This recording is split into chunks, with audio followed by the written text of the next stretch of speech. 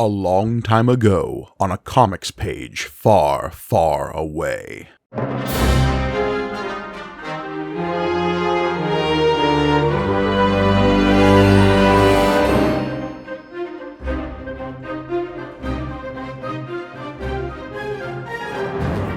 Greetings and welcome to May the Panel Be With You, the Star Wars comic book podcast brought to you by the Punch Up Entertainment Network. I am your humble host, Mike Gargoni, and joining me, as always, the Biggs Darklighter to my Jack Porkins, it's John Campbell. I'll take that even though I die. Hello, everybody. Hey, we both die. We go down together in a blaze of glory. That's right. And I get that sweet 70s stash. Indeed, indeed. Yes, here we are. We finally got to the end of this at last. Oh my gods. Oh, by the great space gods, as this comic might say. All right, there's so many crazy things in this last issue. I just want to dive. Oh yeah, because let's go straight into it. Because yeah, we are in issue number 6 of the original Marvel Comics Group Star Wars comic book from 1977. This particular issue was released in December 1st, 1977. So the last of the books to be released this year. We've got a lot of the same creative team. We've got Roy Thomas on writing. We've got Howard Chaykin on pencils. But this time, all of the other creatives that we've been seeing up to this point, Leah Loa, Orzechowski, they're gone. Because this issue is clearly a rush job. We've got a couple of inkers credited in Bill Ray and Rick Hoberg. And I don't know, actually, who is credited as the letterer here. It is really unclear based on the credits. And even inside the book itself, we'll start with the cover, obviously, but inside the book, it's a little confusing because their names I don't recognize being credited as the letterers. Patty, Lay, and Royer? Yeah, I don't know who those people are. No idea who those are, yeah. And what cursory research I was able to do, like, there were House Marvel staff, as far as I can tell, but they're not given any credits on Marvel Unlimited, and I couldn't find a lot of information. Do you think by the time we're doing this, they're like, God, are we still doing that? Like, that's still... That Star Wars book didn't end? That's still going? No, because they have to know that this is the end point of the story they set out with, right? Because our theory thus far has been that they were working with some kind of shooting script for the book, and that's how this adaptation was made. Yeah, and then some concept art and still photos, right? Most likely. Again, this is a lot of supposition on our part because we're extremely lazy and we haven't interviewed anybody or done any amount of research. Another thing. Could we be doing all of that? Probably. We're busy guys, though. The fact that we get... Just be happy we do this once a week. I'm happy we do this Me too. I love doing this, but it is sort of like, that's about as much as I can read this issue and come talk about it. That's about the end of what I can do. Anyway, although I do think this is ripe for, I don't have time to make this, but somebody out there, somebody should do a documentary about this comic. I think this would be really interesting. That would take a lot of time and energy, I think. And some of the main creative forces. Is Roy Thomas still alive? Did we establish that? We did look this up. He is. And if anybody has the connection to him, I have talked about it. I would love to interview him on the show about this. And obviously, Bacon's still alive. And although he'd be going, don't remember anything. Right. I think for both of those creators, this book is a footnote at best. Yep. Yeah. Roy Thomas was doing Spider-Man and Conan and a lot of other stuff at this time. And I think that speaks to a lot of what we're talking about, where this was like nobody's primary focus. Right. At most, Archie Goodwin is the one whose hand is on the wheel here. I sure do like those space pictures. Otherwise, he's such a like milk toast guy in our impression of He's slowly becoming Millhouse in my head is what is happening. When are we gonna get to the space movie? Yeah. Like he's trying to play it off cool and go like, anybody editing that space movie book? I could, if you don't mind, I could get my hands on that space book. Oh, folks, do yourself a favor and just look up Archie Goodwin and this mop of hair he had in the 70s and his giant glasses. Millhouse may not be far off. Anyway, so yeah, boy, we got this cover is okay. Let's get to the cover. Yeah, Bill, man. As I at last, the soul-shattering climax of the year's best movie.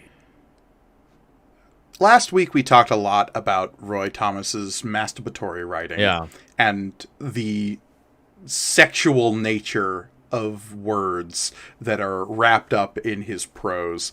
So when we lead with soul-shattering climax, I can't help but be reminded of that. Well, especially with the font and size of text used for climax. Yeah, and soul-shattering.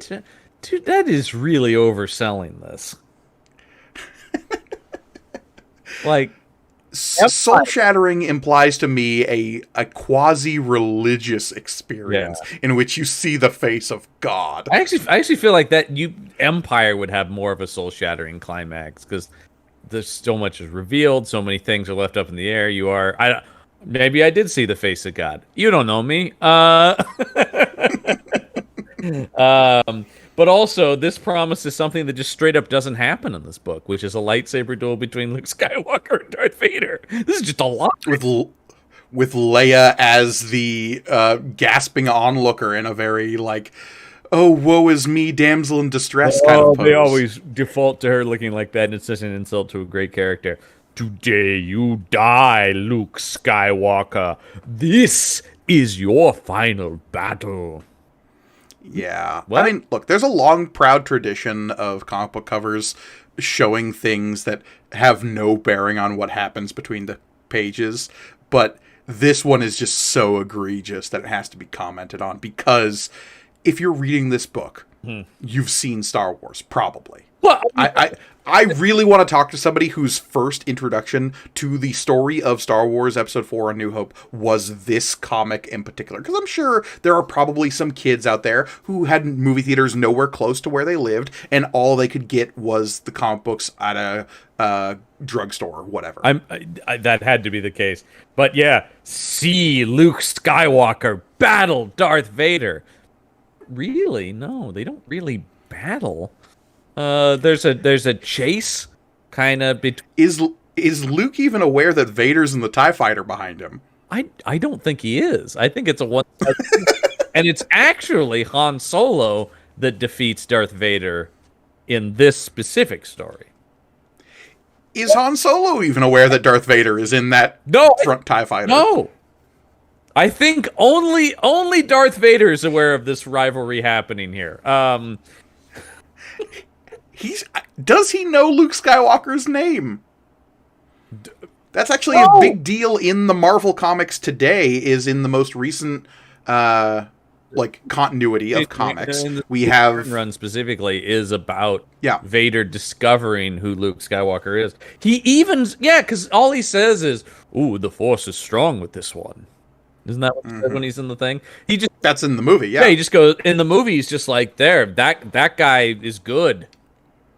It's all about Obi-Wan as his enemy in this, and then all of this being set up that it's my arch nemesis. Today you die, Luke Skywalker.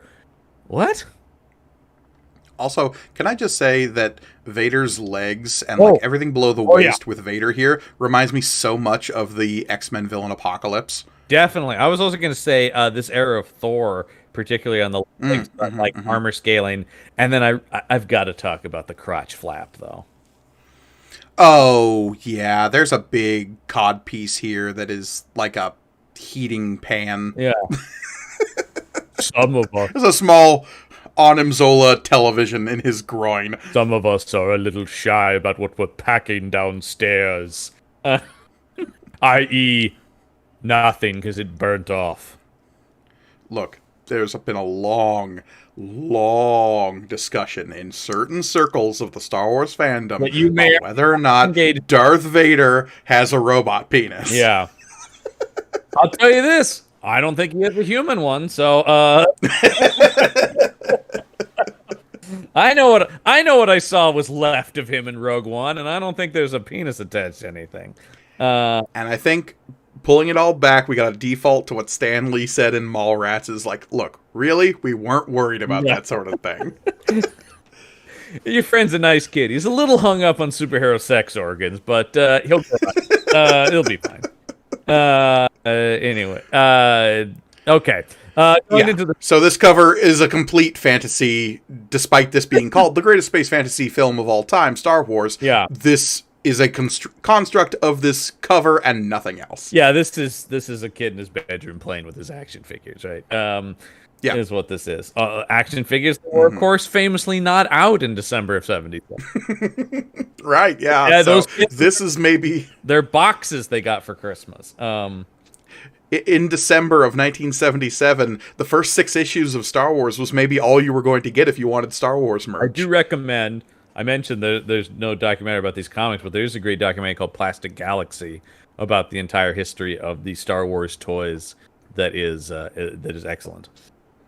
Oh yeah, and there's that, and there's obviously the toys that made us, and like there's a lot to be said about the Star Wars. The guys who made Plastic Galaxy went on to make the toys that made us.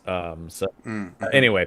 Here we go. The X-wings are streaking towards the Death Star. Which is it upside down here? Is anything really upside down in space, John? Well, I know, but at least visually oriented on the page. Shouldn't the main cannon whatever dish here? Shouldn't that be up top?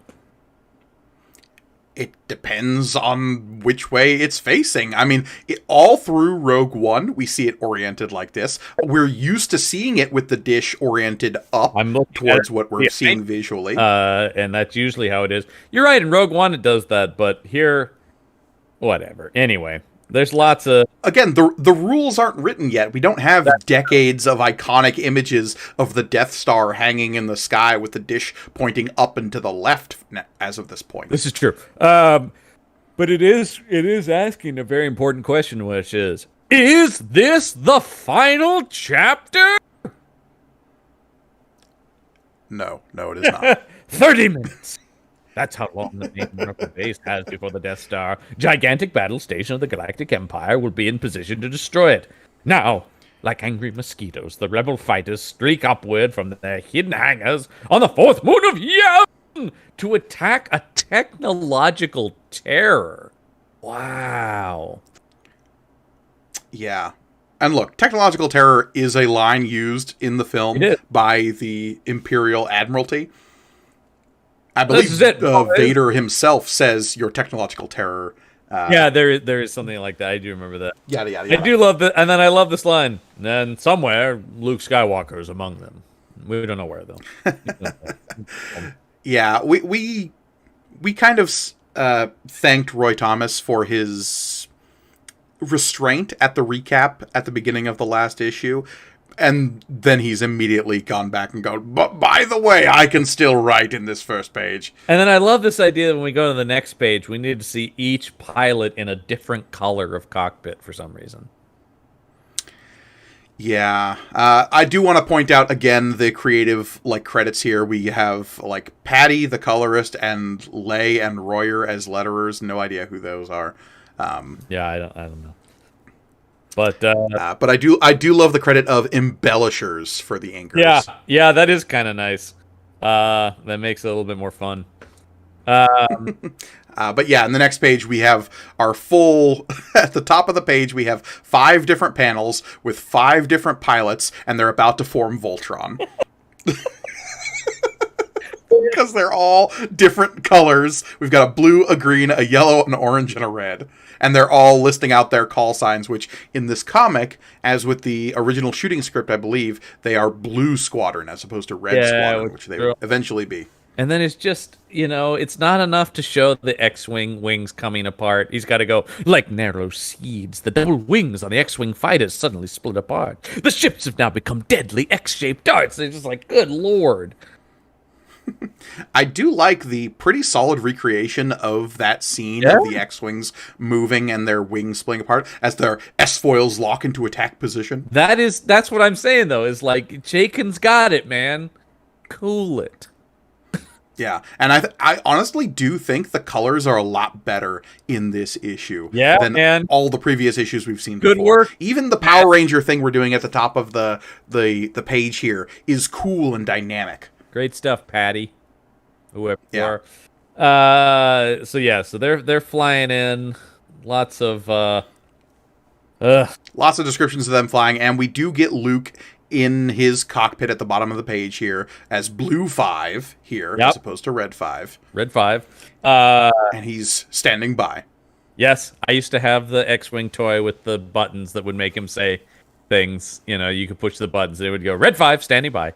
So we get the X-Wing zooming in, and then on this third page, we have them finally approaching the Death Star, and we've got some scrambling Imperials on this page that look like something out of a heavy metal magazine. Definitely. And none of this is in the movie where you have like TIE fighter pilots and stormtroopers talking during all of this. The fools! They don't realize this battle station is now the ultimate power in the universe! What chance do a few X-Wing fighters have against us? Say two pilots to each other, who are completely miscolored, by the way. The fighter pilot colors here being white as opposed to black. Yeah, they just make them more stormtroopers, right, basically. And the helmet's quite right either. That guy in the front of the panel here, in this third panel, it looks totally, I have no idea who this fighter pilot is, but he's from a totally different setting and movie. Well, look, if the Empire had Maverick on their side, the rebels are doomed. Well, he would have destroyed all these guys, no problem. Maverick's the only fighter pilot to have 5 kills in peacetime, man.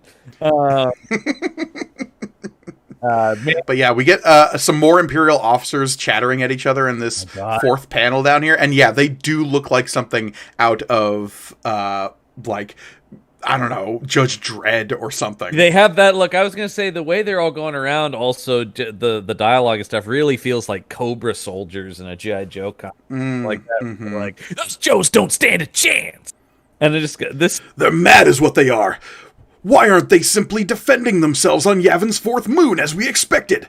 No matter, we'll blast them right out of the sky. Yeah, I think this is all Roy Thomas. I don't think any of this was even in a shooting script. I think this is just nonsense. So we get some guys, get ready. There is so much space battling, and some of it works and some of it doesn't. Space battles are hard in a comic because you don't have speed and maneuvering the way you do in a movie. Now, some of the more modern Star Wars comics have done some interesting stuff with them, but here, it's a lot of ships flying about. So, if we remember correctly, if we hearken back to those days of yesteryear, when there was but a single Star Wars movie, and we were entering this portion of the film, how much runtime would you say is left in the movie? What, 15 maybe when this happens? Maybe, yeah. I think 15, 20, maybe. Yeah, no more than 20 minutes for sure. This is definitely your third act battle sequence. Right. And the start of the third act is them definitely landing on Yavin 4 and doing the breakdown. But this is definitely the climax of the film. This is, I mean, in the war movie structure that he's following, this is the big final battle sequence. Right. So in Star Wars, the movie, we have got a 2-hour and some change movie. Basically 2 hours, yeah. Yeah. Well, not including credits. We can, like, chop out a couple of minutes here and there. Yeah. But, so this whole issue is dedicated to this final climactic battle. Yeah. Which, does that feel right to you, John, that we spend so much time in other issues on random bullshit, like selling the speeder back in Mos Eisley, or get a good deal for that speeder, Luke. Or Obi-Wan sneaking around silently with purple pros following him everywhere he goes in the Death Star. Master of the Shadows. Yeah. No. The answer is no. This is so weirdly structured as 6 issues of comics. Because we found both last week's issue 5 and 6, both have to really drag out these action sequences. And as great as comics are at having action, they shouldn't be purely action driven like this. Oh, and if they are, they need way less words on the page. Oh my God. Yeah, this should read so fast, and instead I was struggling to get through this last night. Yeah. So we cut we're still on the Death Star. We rarely ever leave the Death Star in this last issue, which I appreciate. Sure, we get a couple of cutaways to Leia back at the Rebel base, but other than that, yeah. So let's get Luke's going in, and really, what this issue is, and this is why I was a little. I don't know how long this particular episode of the show is going to be, because a lot of pages break down to, and Roy Thomas describes what happens as still images give you a vague idea of what's happening, but actually don't show anything. Next instant, blinding laser bolts streak from Luke's weapons, creating a huge fireball on the battle station's dim surface. A fireball he cannot avoid. And then he avoids it. Unable to turn in time, Luke's fighter plunges. Yeah, and then it's just like, he makes it seem like, oh my god, where Luke knows the terrors of the damned. Yeah. So God, Roy Thomas. This is the beginning of Dark Knight Returns, when Bruce Wayne is driving the race car, hoping to kill himself in a violent car crash. Yeah, I do think he wrote in here, Luke going, "This would be a good death." No, that's not good. Meanwhile, but each of these panels that describe Luke hurtling through this fireball is just an X-wing with speed lines flying across the panel, and in the background it's just big red and black clouds. We don't even really see what he's describing. This is like 2 seconds in the movie as Luke goes around something that's exploding. Right, and here it's half a page. Yeah, this is something comics can do, but should it do is a good question when you're writing stuff like that. When you get things into panels, you can slow action down in a way a movie can't. But why are you doing that? Like, is a good question. Well, and are you treating it like slow motion would be in a movie? Sometimes that can be very effective. Oh, we've talked a lot. We're both huge fans of the Fraction Aha Hawkeye run, which does a lot of that stuff with the pulling of the bow and shooting of arrows and stuff like that. But it's so deliberate and in the design of the comic. Here, it just feels like we got to fill 20 pages this week, man. Right. And there's just not much movie here for us to adapt. Well, and speaking of, we get a really superfluous scene with Vader and this Imperial officer, again dressed in green. Yeah, no idea who this guy is. Saluting. I don't remember them ever being like, "Hello, boss." Whatever you say, Lord Vader. Yeah, I don't remember them ever being a formal like. But yeah, this guy's all over this issue too. It's just like, well, we need somebody for Vader to talk to. Hello. Yeah, it's me, Ken. Oh, Staff Sergeant Ken, I'd never be mad at you. It's me, your favorite Imperial officer, Staff Sergeant Ken. With atrocity clipboard attachments. And also, yeah, I like Vader being like, this station is not designed to do battle with such puny, insignificant spacecraft. And that could be its fatal flaw. Oh, shit. Did we not think about fighter craft in a place where fighter craft are one of the most common forms of spaceship? Shit. The one thing the rebels have the most of. Oh, no. Like, yeah, fame. The one thing we have packed this ship with as well. Christ. Vader gets so pissed here. I mean, he has every right to be pissed. Oh, those rebels! He's constantly shaking his fists in achievement or anger. That's like his go-to move in these comics. Is just Vader fist shake for emphasis. Vader's closer to the mean dean in a college frat comp. Rebel! Rebel House! Oh no, they've got Belushi on the team now. He'll create some antics. Would Star Wars be better if Jack Porkins was played by Jim Belushi at the time? Oh, hell yeah. Okay, just checking. Of course.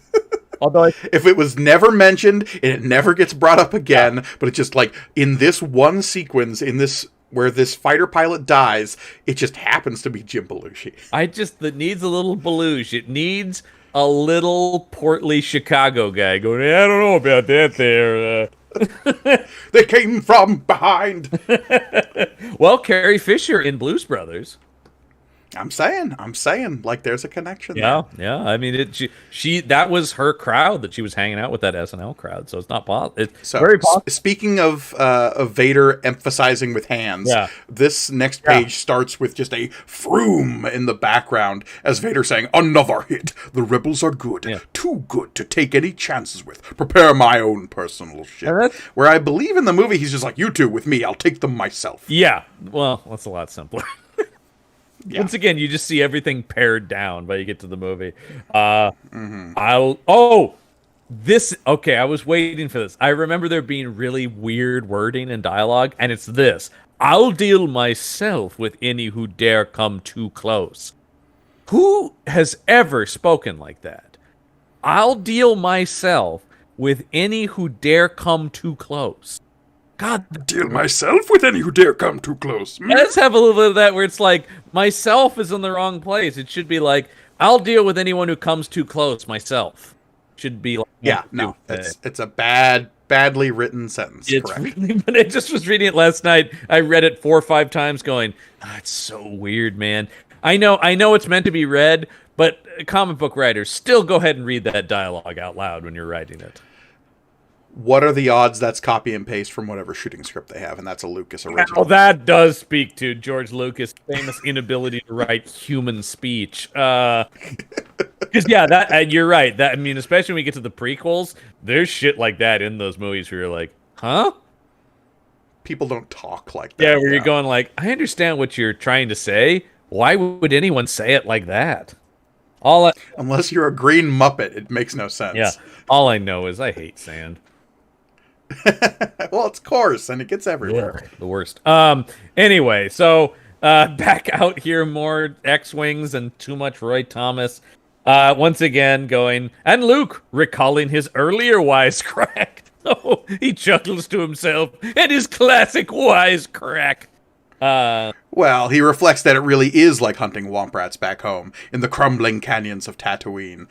But he's comparing hunting womp rats in the crumbling canyons of Tatooine to taking human life. Yep, that was exactly where I was going to go with that, too. It's like, man, I care as little about the lives of these people as I do about those womp rats.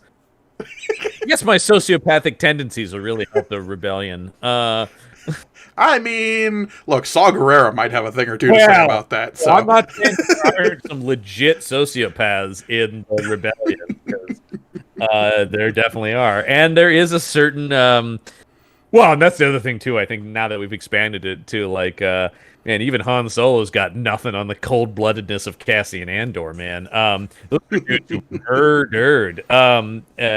For sure. Gonna date this episode a little bit, but yeah, we're hip deep in Andor's release at this time of recording, and we're savoring it. Every tasty morsel of Andor. So they're flying into the ship here. I mean, once again, yeah, we can kind of let's go to the we briefly check back in for almost no reason. Down on Yavin with Leia and the generals. Oh, it's just to let you know where people are, yeah. And we get a name drop of General Dodonna. I like a good Dodonna reference. He's got a cool beard. But basically, the scene is just to go, well, nothing we can do. Anyway, back to the action. But then it gets to this. Luke thinking about Han and Chewbacca on the next page. Oh, that's silly. That is bad comic book art, you guys. Well, it's to remind us what they look like, so when they show up at the end of this issue, it's not a total, like, who are these people? Yeah. If this is your first issue of Star Wars. It is just them going like, or if you're like, don't worry, fellas, we didn't forget about your favorites. Yeah. All you Han and... He'd feel so much better if Han Solo and Chewbacca were here, as he thinks wistfully about their gorgeous faces. 1977 Harrison Ford. So hunky. But Han got his reward for saving the princess, and that's all he seems to... Biggs! Look out! I just love the idea of him, like, daydreaming his things. Like, oh, that Han Solo. Shit, Biggs! God damn it! It's because, Biggs is in trouble, and now Luke has to swoop in and try to save him, which he does. He does, but no, it's not going to work out for Biggs, you guys. Don't. Well, and Biggs' classic line, I can't shake him. Yeah, can't shake. That also played on my X-Wing toy as a kid. Can't shake him! And so then, Luke kills another person, which he's thrilled about. Like a rat, like a vermin that he would kill as a child. Yeah. Luke killed animals as a child. Let's just let that sink in. Think of it. Luke Skywalker's lusting after his sister, murdering small animals, having no feelings about taking the lives of others. Yikes. So we're back on Yavin's moon, and they oh no, the computer board's not working. I like how we have a break here for we're having technical issues. Oh, hold on. we gotta get who I would be in the Star Wars universe of get that AV guy in here. Also, we have a small inset panel here of an extremely romance comic looking Leia with a shocked face. Yeah. Oh dear, even with R2-D2. Oh, this is also clunky dialogue. Oh dear, even with R2-D2 serving as his R2 unit. R2-D2 serving as his R2 unit. Well, this is before we'd invented the term astromech droid. It is, but it just seems like even with R2-D2, it could have been enough, right? Master Luke is likely to be hurt. It's just so clunky. It's almost monk clunky, if you will. Well, let's not go that far, John. I do wish he wouldn't take so many. This is 3PO going, yes, I'm still in this comic too. And then, yes, so do I, 3PO. So do I. Because I love him so. Isn't that what? And now we. Yeah, I mean, that is the subtext. And then we've got more shooting of TIE fighters and such. Well, look, pew, pew. Now we have to have the somber section of this episode. And Sarah McLachlan's going to be playing over the background of this. Not you. Yeah. And because the first of our Blue Squadron to fall to the Imperial laser bolts is, of course, Blue 4. But then we have somebody who can't shake him. He's okay. He can hold on for just... And then, like a glimmering ember in a winter night, so departs poor Jack Porkins. Oh, no. I'd like to have... No. Yeah, I'm sorry, you've misnamed him. I believe this here says his name is Tano Porkins. Well, that's his middle name. Jack Tano Porkins. Okay. Also known as Piggy to his friends. Oh, yeah, what the fuck was that, man? Originally born as a traitor on Bestin 4, Jack Porkins began to see the brutality of the Galactic Empire when they decided to build a base on his homeworld, which outbrooded the lives of any inhabitants in the path of its construction. As the Empire's authoritarian attitude grew, Porkins left his homeworld seeking revenge. He trained to become a starfighter in the cores of the Galactic Alliance to restore the Republic. Yeah, and he couldn't say no to a Snickers bar, all right? It's all right. Jesus. Jack Porkins was truly the best of us, and we mourn his passing. Nothing's worse to me than the Piggy line about already you call the guy Porkins, and then it's like then you add Piggy to this as well. Like, we get it, he was fat, okay? God. It's such a weird background fat joke that this movie makes in its third act when the stakes could not be higher, but also, haha, fat guy is a pig. Fatty like cake. Yeah. It's always struck me as a bizarre insertion into the film and the fat guy's name is Porkins. That was actor William Hootkins. Was the guy's real name. Because he also goes on to be in Raiders of the Lost Ark and what I primarily know him from, which is 1989's Batman, where he plays Sergeant Eckhart. Eckhart! Think about the future.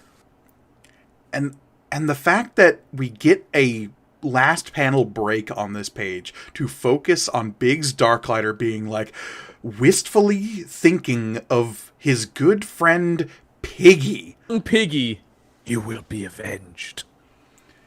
Like, at what point do we get the bromance between Jek, Tano, Porkins, and Biggs Darklighter that makes this panel necessary? Yeah. I don't know, but I know what I'm going to pitch to Marvel now. Oh, John, I know, because it is a comic we will be covering eventually.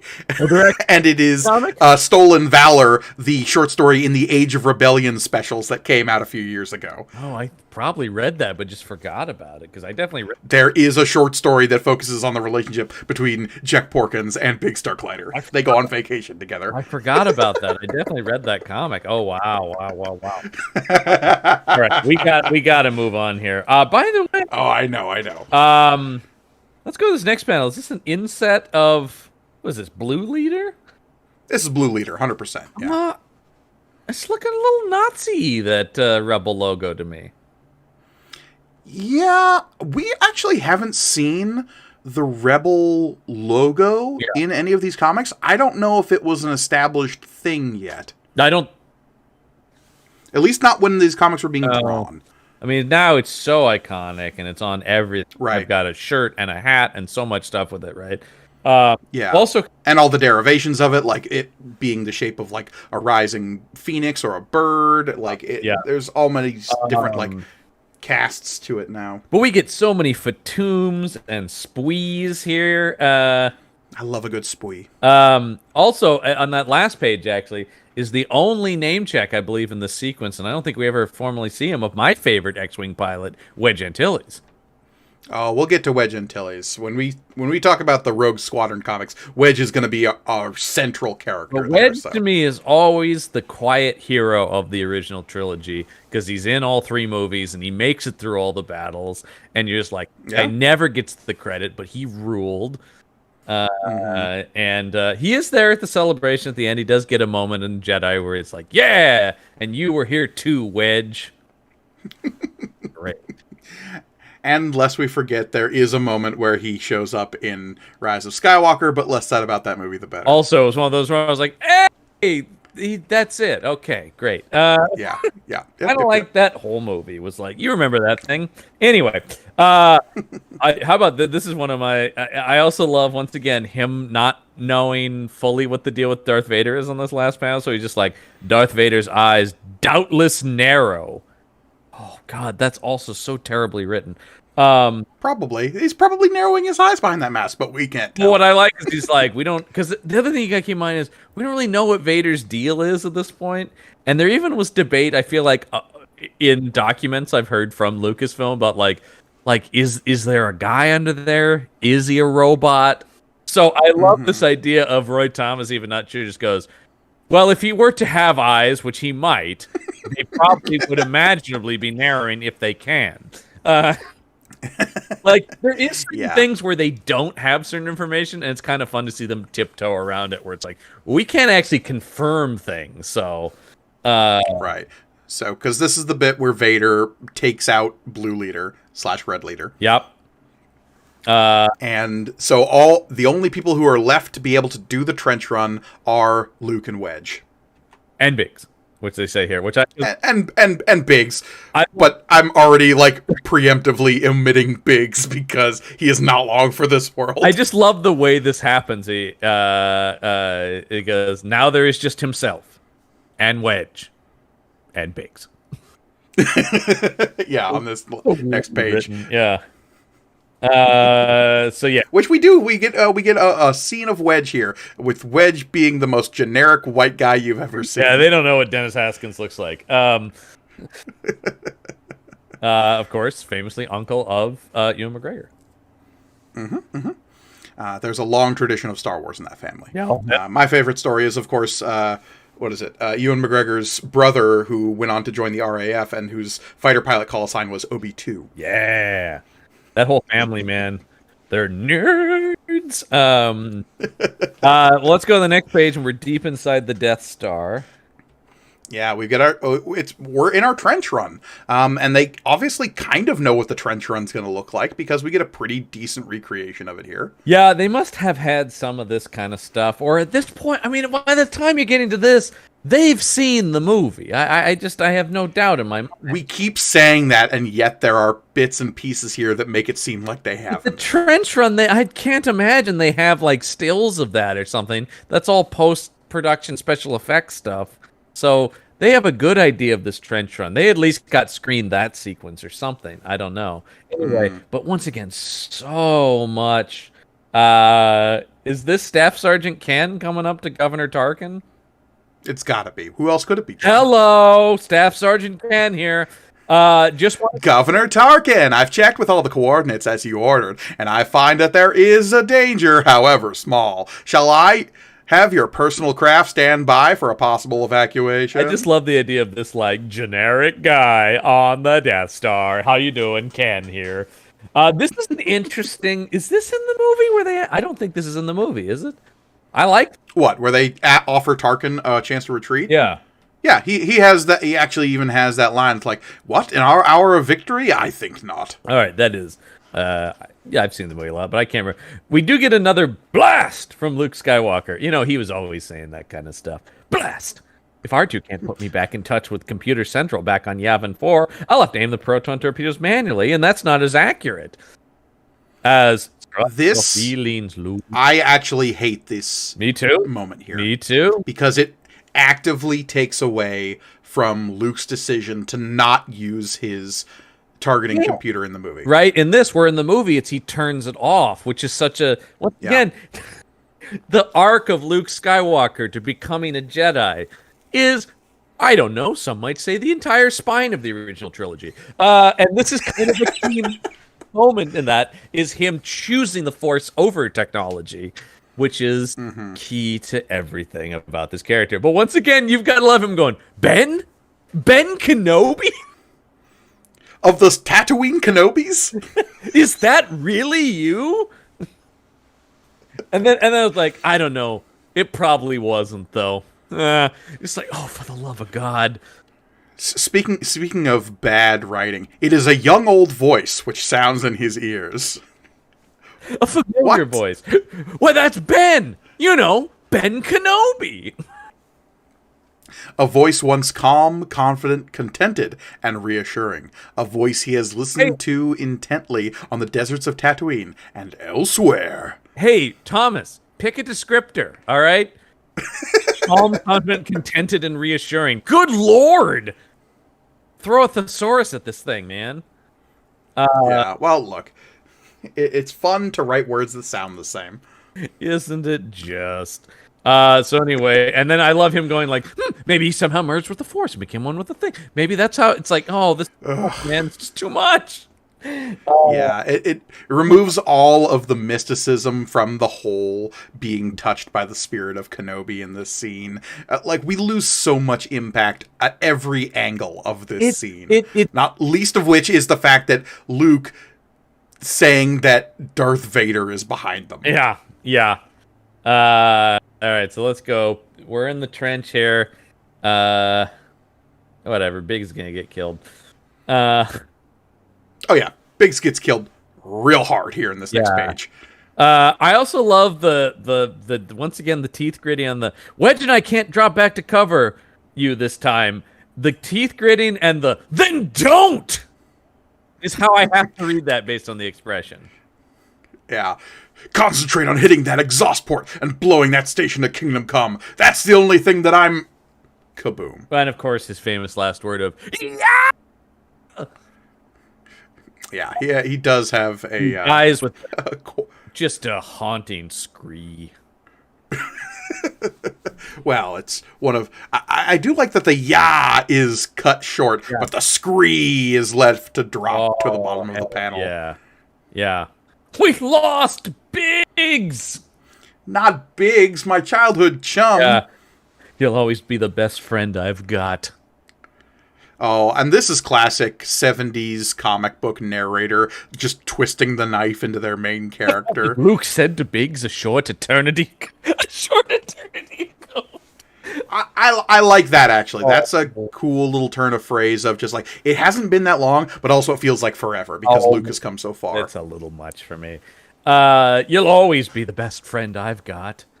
Anyway, back to the battle. We don't have too much time. Anyway, yeah. And of course we lose all of that in the film because we've seen Biggs for maybe 5 minutes. I've always stood by you could just ditch all the big stuff. I think it's always fascinated me that they cut the beginning but kept his importance as if we're kind of supposed to know him. Because they still want the emotional impact of his death, but you are like, I met that guy like 2 minutes ago. Yeah. So Luke's reaction makes so little emotional sense to the viewer. Not Wedge. Biggs means as much as Porkins, honestly, to us as an audience. Really. Yeah, 100%. So anyway, I've picked up one, and whoever he is, he's a devil of a flyer. Yeah, on the next page, we've got Vader is closing in on Luke, and Wedge has some kind of malfunction. He doesn't even get shot in this. He just has a malfunction and has to leave. I believe in the movie he gets hit and can't stick with him, so he has to pull away. I think he loses one of his engines is what I remember. Boy, I don't like them doing dirty by my boy Wedge here where he's this is proto Wedge at best. Don't worry about it. Yeah, no, this is not. This is no, we know that Wedge is going to be an uber badass in these comics eventually, but so anyway, so they fly off. And then but I do love but who is left? I don't understand. TIE fighters are getting exploded by some other ship. Who could it be? Can we talk about the expletive here from Vader in this last panel when he shouts, "By the immortal gods of the Sith"? Oh my god. Yes, we can. Of course. That's wild, man. I love Vader cursing by the gods. That's speaking of like Roy Thomas's better work, that's such a Conan thing to shout. By Crom! This will be. Yeah. By the howling fjords of whatever. Yeah. It's very much that, or of course Thor as well and stuff like that. It's all the grandiose sort of pulp fantasy stuff of Marvel. By the hoary hosts of Hogg. Yeah. It's definitely got. And Roy Thomas did write a lot of Doctor Strange, and some of them feel that in here. But name dropping the Sith is something that we've brought up as just like that's not something that happens in the movie, so it's cool to see that's like established canon this early. That's wild to me that's thrown in here. But once again, they just have probably a booklet of stuff. Then, from out of Yavin Sun, or so it seems. Why write that? Especially when you're not going to show it, because it's such an iconic scene from the movie with the Millennium Falcon coming out of the glare of the sun. You also don't have, because I think it's also a very Harrison Ford moment of the his yeehaw. Yeah, oh, it's gorgeous, man. Come on, but it's just not there's comes a new threat for which the pursuing TIE fighters are not prepared. A space freighter that does not move like a freighter somehow, but faster, surer. Its name is the Millennium Falcon. How about from out of Yavin Sun, the Millennium Falcon? Or, once again, nothing. The ship is right there on the page. I love the second panel, though, because it gives us no idea of what's actually going on. And if not for the narration, we actually wouldn't have a clear idea of what happens here. And it's a key moment. It actually is what sends Darth Vader off in the movie. And yet and make sure he doesn't get killed. Yeah.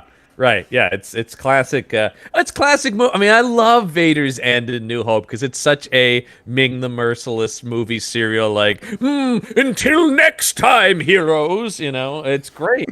And so there he goes off into space. And there's a literal fist shaking here where he's like, "Ooh, them rebels." But he's also like holding the controls of the ship or something, or a joystick. I don't know what's happening. Weird, because it appears that the joystick has detached based on the height that it's at now in his hand. I don't. Yeah, well, here's your problem, Lord Vader. You've pulled the steering column just straight out of this console here. What? We need more blue collar guys like that in Star Wars. Here you go. Here's your problem. I mean, Amy Sedaris in Mandalorian is probably as close as we get. Yeah, actually, she's got that sort of, here's the problem. That's true. I do love that. And then, of course, Chewie, I'm sure audiences were applauding reading this, a distinct Garronk. Classic, heartwarming Garunk as Chewie's steely blue eyes focus in on the action. Oh, those gorgeous baby blues, man! Look at that. I actually don't know what color Chewie's eyes are. They're not this striking, whatever they are. I think they might actually be blue, but they're not. They don't look like this. But yeah, it's one of those things where you go like, I feel like it's in the same boat as 3PO has a silver leg. Mm-hmm. Where you go like, yeah, they are blue eyes, but they're not this. I mean, actually, I'm looking at some close-ups of like busts and stuff. They're pretty like. There's some Zoolander going on there. Those eyes, they're soulful. Well, okay, but I'm looking at it here. They're smaller eyes, and they're more inset in his face with like the fur. Oh, 100%. But here, they're popping like nobody's business, man. Yeah, there's some blue steel happening. Yeah. It's pretty wild. Anyway. But yeah, Solo gets his line at the bottom of the page here saying, now let's blow this thing so we can all go home. Yeah. Luke, trust me. Yeah, then we get one last bit of Luke getting the weird ghost voice in his head. And so now we've got to backtrack here because we do have the line, base 1 to blue 5, the target device is off, what's wrong? And he says, I'm switching to manual. So now we do get the, okay, it's fine, it works now, but I'm choosing not to use it. So it's a complete 180 from the information we were given earlier. Again, the words of Ben Kenobi. Your eyes can deceive you. Don't trust them. Stretch out your feet. What accent was that, John? Yeah, I got lost on that middle sentence. Don't trust them. It should be them. Your eyes can deceive you. Don't trust them. All right. Stretch out with your feelings. I didn't know Paul McCartney played him. I mean, closer than... Yeah, whatever. I got a little Middle Eastern with it there for a second. But yeah. All of a sudden, Omar Sharif was in there playing Obi-Wan. But yeah, when John and I were writing the White Album, anyway, use the Force and whatnot. Good shot, kid. That was 1 in a million. Of course, that's in the movie. Classic. Mm-hmm. Before that thing goes supernova. I mean, my God, the explosion on the Death Star is spectacular here. I want this poster. I don't want any of the text. I just want this poster. Agreed. Because this page here is this huge blinding explosion against the red and yellow star field as an X-wing zooms away is rad. It is rad, and I will say Roy Thomas is actively damaging how rad it is with this description. Without warning, the eternal night of space becomes, for a few seconds, the brightness of day. He does way too many of these qualifying sentences that drive me insane. The eternal night of space becomes, comma, for a few seconds, comma, the brightness of day. Dude, that loses some impact. That's bad writing, man. I'm sorry. No one dares look directly at the exploding battle station. Not even Mobile Shield set on it. Come on, man! Stop talking, and it just keeps going. The collapsed breath. The universe seemed to fill for an instant with trillions of microscopic metal fragments propelled past the retreating ships. Blah, blah, blah, blah, blah, blah, blah. It's keeps going. Nonsense. And all of that is detracting from this awesome full-page explosion with the X-Wing flying away. Mm-hmm. All right, so I want this on the side of a van, sans any of the narration. Absolutely. All right, so we're back. This got me. Technicos? Huh? On the next page, Luke is shouting, Technicos! Hurry up and see to my R2 unit here. Technicos, like technicians? Which is what the narration says, but he says it like that's a job title we should be familiar with. I've never heard anyone drop Technico in a Star Wars movie. Yeah, no. Yeah. That seems like a George Lucas made-up word that they just dropped because it would confuse people. Then we've got a guy going, we'll do our best, sir. Mm-hmm. Wait. Well, because, R2 does take some damage in the dogfight. Yeah, that's part of the movie. But I was going to say... The art here is gruesome, though. I know. He's got big chunks out of him that are leaking stuff. Mm-hmm. Or, bits of him have melted. Yeah. It's real nasty. It's pretty bad. And then on that second panel there in the middle, we've got Mark Hamill looking really more like Dorothy Hamill. Um, that is an effeminate Luke Skywalker, and that hair is all wrong because then it immediately switches into the next panel and looks a little bit fuller and more like. Yeah. And once again, Leia is all up in his business, but then is also all over Han Solo. They're embracing in both panels, yes. And then this is and you big Corellian, you. What? Come on, man. You know what, though? That, I bet, is George Lucas. I bet he did put that in. Somebody went, George, nobody knows what that means. That's weird. Because I think one of the senses I'm getting is there's probably a lot more name-dropping of stuff that George Lucas, like, stuff like that in the script, and they were all just like, this is making it hard to follow. Well, and you have people like Harrison Ford and others who have like come out and said that is when they were making this movie, they were reading these scripts and going like, I don't know what the hell any of this is. You're asking me to say this stuff like it's normal. Well, that of course is the famous thing that Mark Hamill said he said to him, which is just like, that's the problem with this script, kid. You can write this shit, but you can't say it. Speaking of Mark Hamill, the last panel of this page is the most Mark Hamill I've seen Luke look in this entire book so far. Incredible likeness, all of a sudden. Yeah. And you're like... meanwhile, Han Solo looks like a haggard old man in the same panel next to him. Stupid. That's what I'm saying. All right, so let's get to our medal ceremony. Which is actually even listed as an epilogue. Yeah.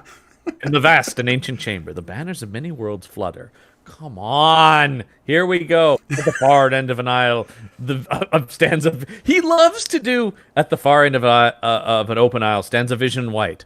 The Princess Leia Organa. He loves to like do reveals of stuff we know is there. When it is like a freighter that moves, it is the Millennium Falcon. It's like, yeah, man, we know. It takes a full minute for the trio of figures at the other end to cover the distance to the raised dais where she stands. And several times, it seems as if the gigantic furry, I'm running out of breath, even writing all of this stuff right now. The one that gets me, though. Several times it seems as if the gigantic furry one will bolt and run. What? Well, I mean, this didn't put him on comic leash. Seems to imply that Chewbacca is really nervous about an award ceremony, even though he is still not given a medal in this comic. Well, and they say it here, which is so weird, right? They go, wordlessly, Princess Leia places gold medallions first around Han Solo's neck, then Luke Skywalker's. Chewbacca the Wookiee. Chewbacca the Wookiee really makes me laugh. It's Chewbacca the Wookiee, kids. He will have his own medal, but he will have to put it on himself. You space princesses are that tall. Well, or he could, lean down like anyone does when they get a medal and place it on it. No. Anyway, and he still, also, they just say he gets the medal. He doesn't have a medal on in the last panel. If there was like a cut scene of Leia actually handing Chewie a medal and we've never seen it, I will be so furious. Yeah, I am curious where they got that from. The whole Chewie doesn't get a medal thing? Yeah, because obviously it's not like anybody was actively complaining at this point. There was no internet or anything. I mean, maybe the people in the Marvel offices thought that or something. But it is interesting to include that line as like a thing to fix. Because Roy Thomas is the first one to go, well, why isn't Chewie getting a medal? What the fuck, man? I take back every bad thing I've said about Roy Thomas. He's right. Yeah, and then they are joined by a fully repaired R2-D2 and a beaming C-3PO. They stand awash in the cheers and shouts of a grateful alliance. What the future holds for these 6 daring souls? Only time and the space winds. No. Ugh. But for today, for now, they are content. And then... Space winds are a real thing, so... Anyway. But yeah, but it's all in the thing there, right? And you go, but even better, a term I've never heard used towards the Star Wars heroes.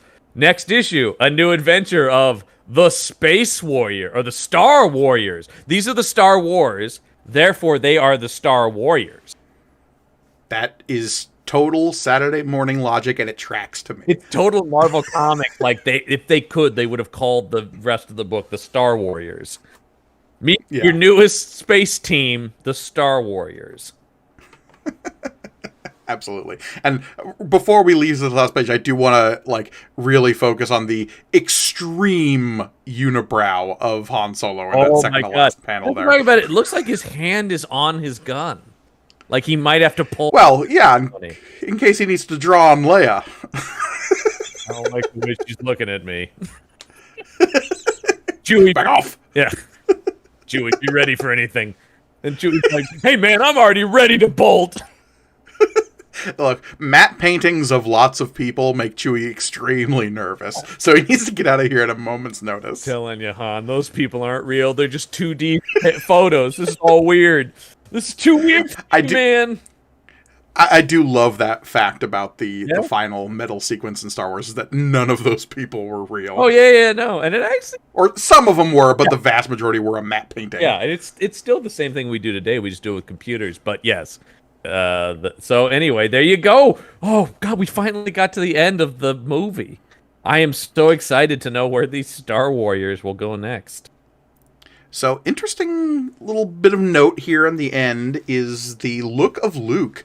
So they clearly have, costume set design stuff of this final scene as well. Yep. Because they know he's got his yellow jacket, which is... I love this look for Luke, and we get way more of it in the Marvel comics. I know, it was always... more recently. We're like, why didn't that come back in Empire? It's the coolest look for Luke, besides, of course, when he's all in black and Jedi, which is just badass. But sure. But yeah, that jacket I've always loved. But yeah, that is the final issue of the first 6 issues of Marvel Comics Group Star Wars comic. There you go, man. I'm now it's an uncharted future until we get to Empire, but we have 3 years of nonsense, basically, right? Yeah, no, we've got a little over 30 issues to go between now and the adaptation of Empire, which is also part of this run. Yeah. So it will be interesting to see how much story they can jam in there and how much they tiptoe around actually progressing these characters. Because that's always the thing, right? When you have stories set between any of the major films, is you can only do so much in that space if you're dealing with any of the main characters, because we know where they end up. Yes. And I will be interested to see as well when we get to Empire if they have to backtrack anything that they set up that Empire then refuted or something, right? Like there's all kinds of stuff. Exactly. Because everything we get until we get to Empire is based only off of the info that's contained in that first movie and I guess whatever documents they have. But yeah. And there are a couple of things that float around that you see crop up, like hell, there's information in this comic that is not present in the film itself, like talking about the Sith and Jedi in certain ways, and Corellia, and other things that we've pointed out.